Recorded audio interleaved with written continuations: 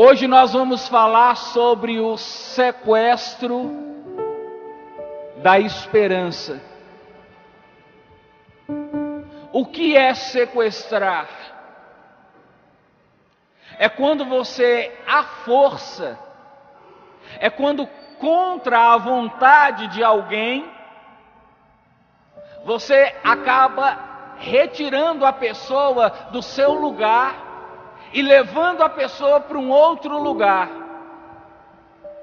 Quando você diz que alguém foi sequestrado, é quando aquela pessoa estava, por exemplo, passando na rua, alguém desceu do carro, imobilizou a pessoa, colocou a pessoa dentro do carro e saiu com a pessoa para um lugar desconhecido. Isso é sequestro. É uma retirada à força. Todos nós, para viver, nós precisamos de esperança. Mas você já deve ter percebido que tem algumas coisas que sequestram a nossa esperança. Essas coisas que acontecem, elas fazem uma captura da nossa esperança contra a nossa vontade e levam a nossa esperança embora. Muitas vezes uma notícia, muitas vezes uma mensagem de texto que você recebe, muitas vezes uma conversa, pensamentos, os próprios pensamentos seus podem sequestrar a sua esperança. Tem muita pessoa, por exemplo, que está tentando exame de motorista e que não consegue tirar a carteira. Você começa a pensar assim: eu acho que talvez alguém fez até macumba para mim, não tem condição, eu já tentei 4, 5, 6 vezes e não passei até agora, padre. Será por quê? É porque você está enchendo a sua cabeça de pensamentos negativos, e esses pensamentos estão sequestrando a sua esperança de passar. Aí no fundo, você já vai fazer a prova como alguém que não vai passar. Então os pensamentos sequestram a nossa esperança. Lembranças sequestram a nossa esperança. Lembranças de coisas ruins. Se você é do tipo de pessoa que só fica pensando nas coisas que não deram certo, você tem uma grande chance de ter a sua esperança sequestrada pelas lembranças. Muitas vezes, o sequestrador da sua esperança, ele nem está fora, ele está dentro de você. Eu fico impressionado como que tem pessoas que se tornaram inimigas de si mesmo. Pessoas que se criticam o dia inteiro. Pessoas que não valorizam nada do que têm, pessoas que não valorizam nada do que fazem, pessoas que não valorizam nada do que são. Pessoas que se olham no espelho e falam: nossa, mas como eu estou feio. O outro pode até dizer: você está bonito hoje. Você fala: não, eu estou feio. Pessoas que desvalorizam o seu trabalho. Falam para você assim: olha, a comida que você fez ficou tão gostosa. A casa que você arrumou ficou tão limpinha. Esse trabalho que você fez ficou tão bonito. Você vira e fala: não ficou bonito não. É porque você não percebeu o tanto de erro que tem. É porque você não percebeu que o arroz está salgado. É porque você não percebeu que eu joguei o lixo para debaixo do tapete. Então você mesmo fica sequestrando a sua esperança com crítica. Você mesmo fica sequestrando a sua esperança com maus pensamentos. Não vai dar certo. Eu não vou conseguir. Eu não vou chegar lá. Isso aqui não tem jeito. Você mesmo fica colocando obstáculos ao seu redor e a sua esperança vai fugindo, vai sendo sequestrada. Querido, uma coisa que você com o tempo percebe é que nesse mundo existem diversos sequestradores de esperança.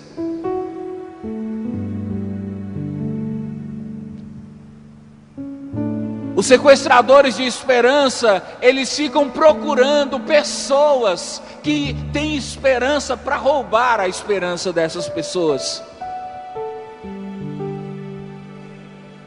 E muitas vezes você, com seus pensamentos, as suas palavras, você não sabe o poder dessa palavra nunca. Eu nunca vou conseguir. Você se amaldiçoa dizendo isso. Eu nunca vou sair dessa. Eu nunca vou resolver esse problema. Essa palavra nunca, ela sequestra a sua esperança. Então, já temos muitos sequestradores, você não pode ajudá-los. É como se você tivesse uma joia rara e você sabe que está cheio de ladrões querendo a sua joia. Você tem que guardar a sua joia, você tem que esconder, proteger a sua joia. Tem gente que sabe que tem ladrões querendo o que é seu e fazem questão de entregar. Qual é a sua joia que você precisa de guardar? É o seu casamento? É o seu trabalho? É o seu corpo?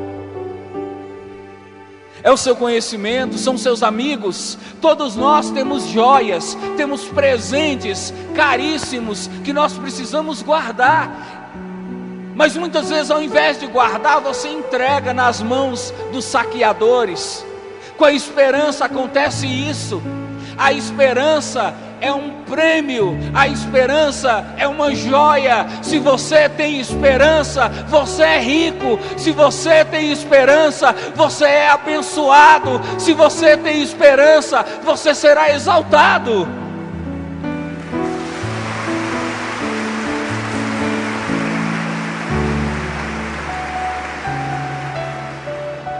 Mas muitas vezes você vai deixando roubarem a sua esperança.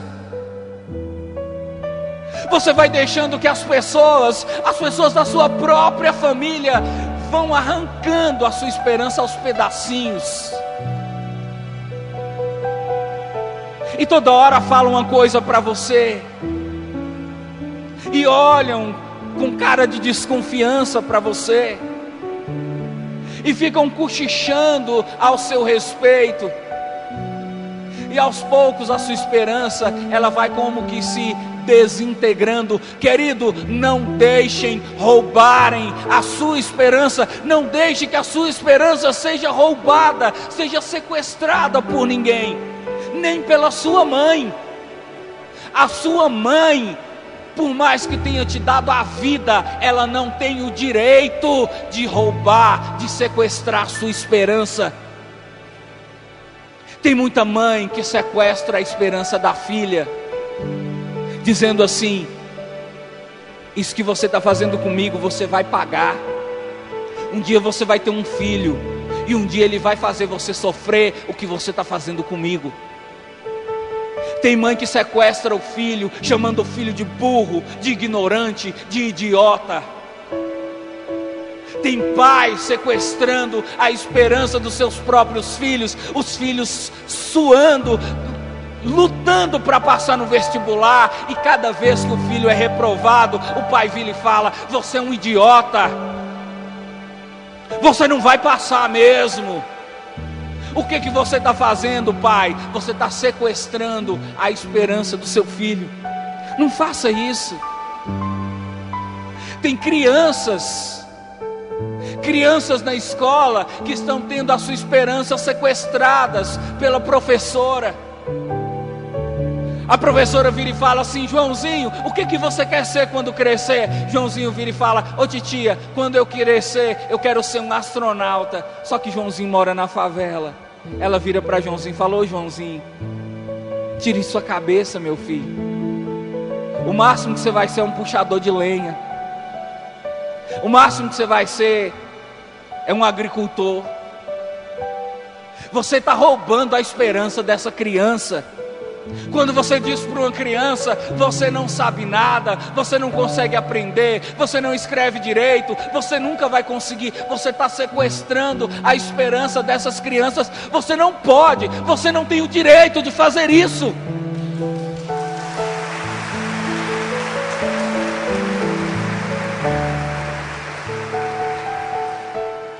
Tem médicos sequestrando a esperança dos seus pacientes.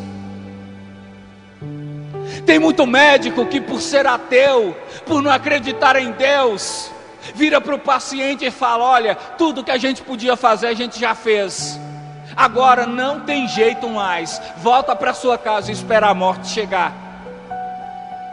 E muitas vezes a paciente é uma pessoa de fé, vira para o médico e fala: ô doutor, e Deus? Será que Deus pode me curar? Tem médico que diz: nem Deus. Médicos sequestrando a sua esperança. Você que está me ouvindo, você que é médico, deixa eu dizer para você uma coisa: você não precisa de esconder a verdade dos seus pacientes, mas você não tem o direito de sequestrar a esperança de nenhum deles, porque a esperança quem nos dá é Deus, e só Deus pode tomá-la de nós. Você fica sequestrando a esperança com o seu negativismo.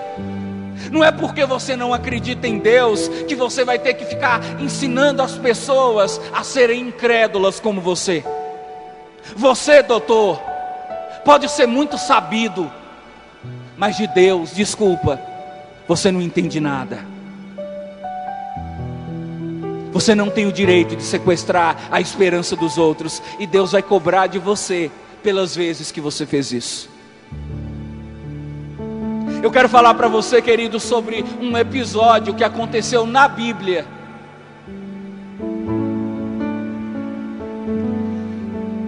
Porque a esperança, à medida que ela vai indo embora, vão entrando outras coisas no lugar. Perder a esperança é perigoso, porque na medida que a esperança diminui, vai aumentando a tristeza, o desânimo,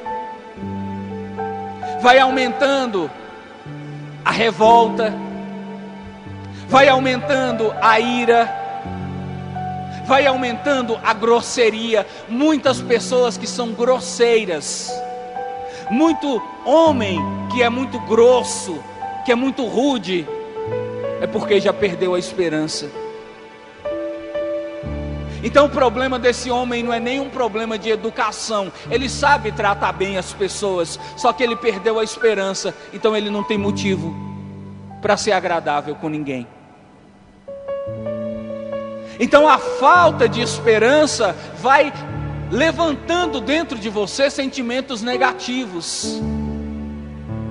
E chega um ponto em que até em relação a Deus, você começa a se ver prejudicado. Eu quero contar para você sobre um homem na Bíblia chamado Acaz. Repita esse nome. Quem era Acaz? Acaz era um rei. Ele era rei de Judá. Eu vou perguntar e você vai responder completo para mim, tá bom? Quem era Acaz, querido? De Judá. Não esquece isso. Ele era rei de Judá. Você sabe com quantos anos que Acaz se tornou rei? Aos 20 anos de idade. Responde para mim. Ele se tornou rei novo ou velho demais? Novo. Novo. Inexperiente. Ele não sabia o que estava esperando ele. Acas, ele assumiu o reinado como muitas pessoas que decidem se casar bem novas. E viram e falam: mas eu estou amando, padre. Quando eu olho o meu namorado, eu sinto vontade de chorar. Quando eu ouço aquela música de Luan Santana, que diz que o homem seria capaz de esperar a mulher pela vida inteira, meu coração aperta de saudade. Eu estou amando, eu não consigo ficar longe dessa pessoa, padre. Você está fazendo como Acas, está assumindo uma responsabilidade sem saber das consequências que virão. Acas era um rei que não sabia muito bem o que ele passaria, o que ele teria de enfrentar, o que ele teria de arcar como consequências.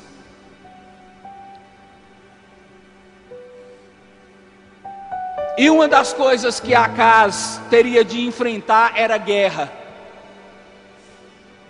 Desde novo, como rei, Acas, ele teve de enfrentar muitas guerras para defender o território de Judá.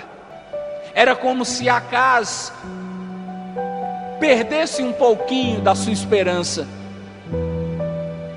Os soldados que morriam, as coisas que perdiam,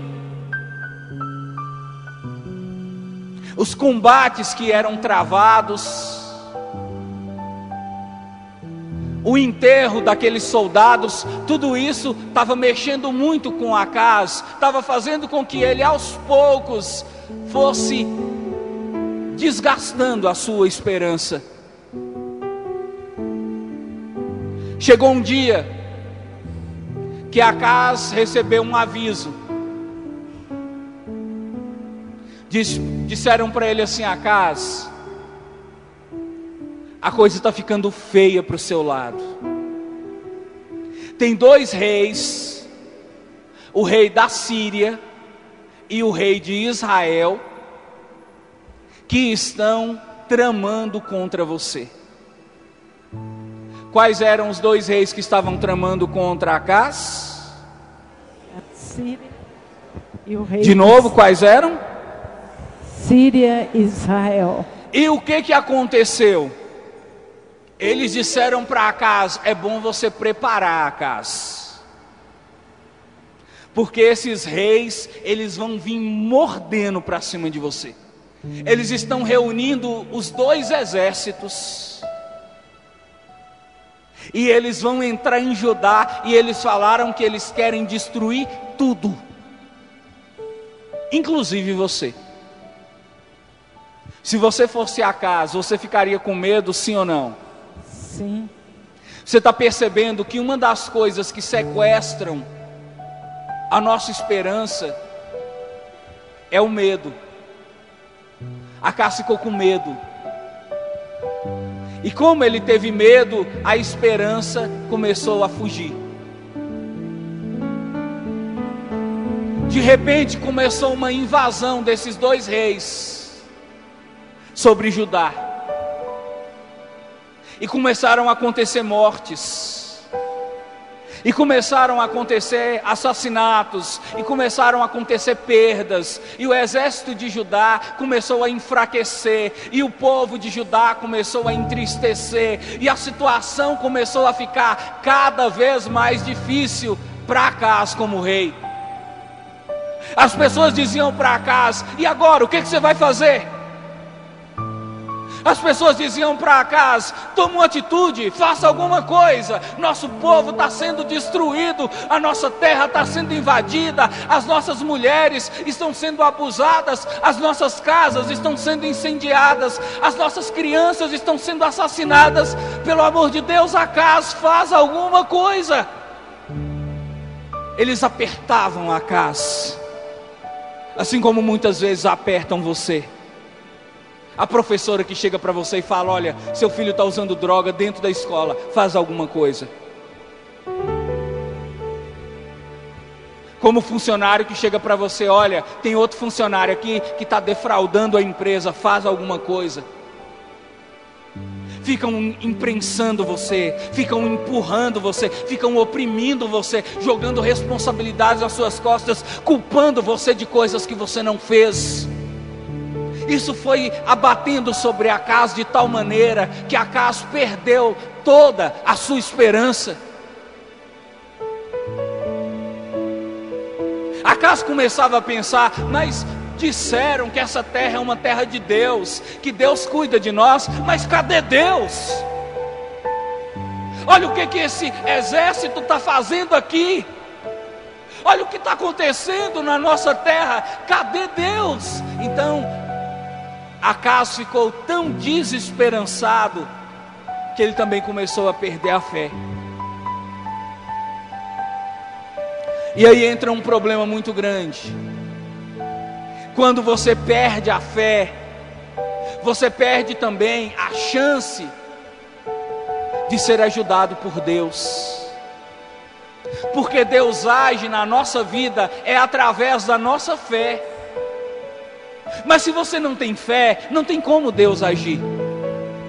Então a esperança, a falta de esperança, ela é maldita, porque ela também atrapalha a sua fé e atrapalha a graça de Deus de chegar. O rei Acaz estava desolado. Deus mandou então Isaías, um profeta, para conversar com Acaz. Isaías chegou para ele e falou: Acaz, eu estou sabendo de tudo que está acontecendo. Eu estou sabendo que o povo de Judá está sofrendo muitas baixas. O exército de Judá está sendo dizimado a cada vez mais pelo rei da Síria, o rei de Israel. Mas eu vim aqui para dizer para você uma coisa: Deus está com você, Acaz. Acaz disse: Isaías disse para ele: Acaz, pede a Deus um sinal. Pede a Deus um sinal, que Deus vai te dar um sinal, de que Ele vai te dar a vitória. Sabe o que Acaz fez? Eu não vou pedir sinal nenhum, eu não vou tentar a Deus. Acaz, ele estava como aquela pessoa que já perdeu a esperança de tal maneira que não consegue nem rezar, não consegue ir na igreja. Acaz não quis fazer pedido nenhum, Acaz não quis nenhum sinal. Isaías falou para ele: então Acaz, eu vou te dar um sinal. O sinal é esse: uma virgem conceberá e dará à luz um filho. E esse filho será o Redentor, não só de Judá, não só de Israel, mas de todo o mundo. O que Isaías estava mostrando para Acaz e estava mostrando para você e para mim? A chegada de Jesus Cristo na terra é um sinal de que Deus não vai nos desamparar, de que o inimigo não vai ter a vitória sobre nós. A chegada do Filho de Deus é um sinal, é o maior dos sinais de que nós nascemos para ter a vitória, e essa vitória é o Senhor que nos garante pelo seu Filho Jesus.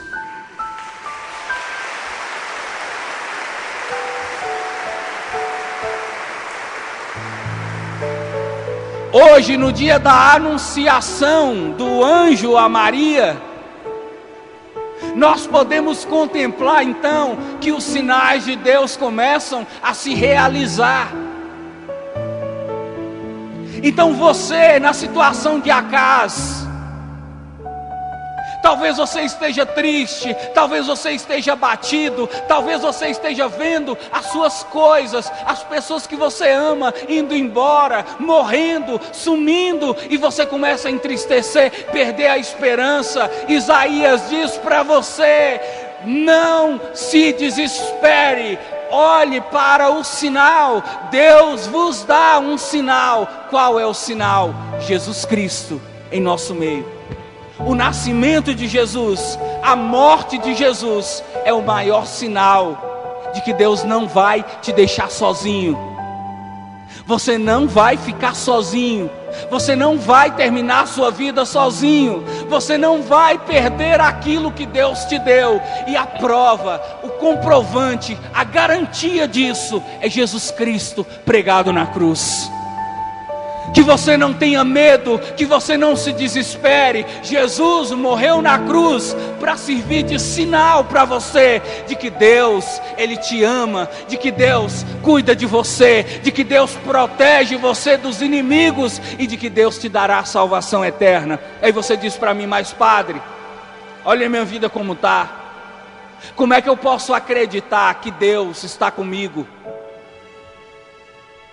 O que prova que Deus está com você não é o que está acontecendo na sua vida, foi o que aconteceu na cruz. A cruz é maior do que os seus problemas. Jesus Cristo é maior do que as suas tribulações.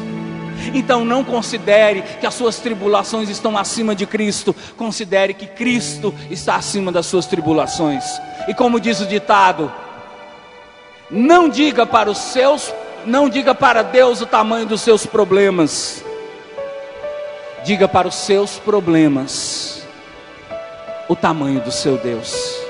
O seu Deus é o poderoso, é o grandioso, que tudo pode. Levanta essa cabeça, ergue o seu coração, aumenta a sua fé. Jesus Cristo é o Senhor.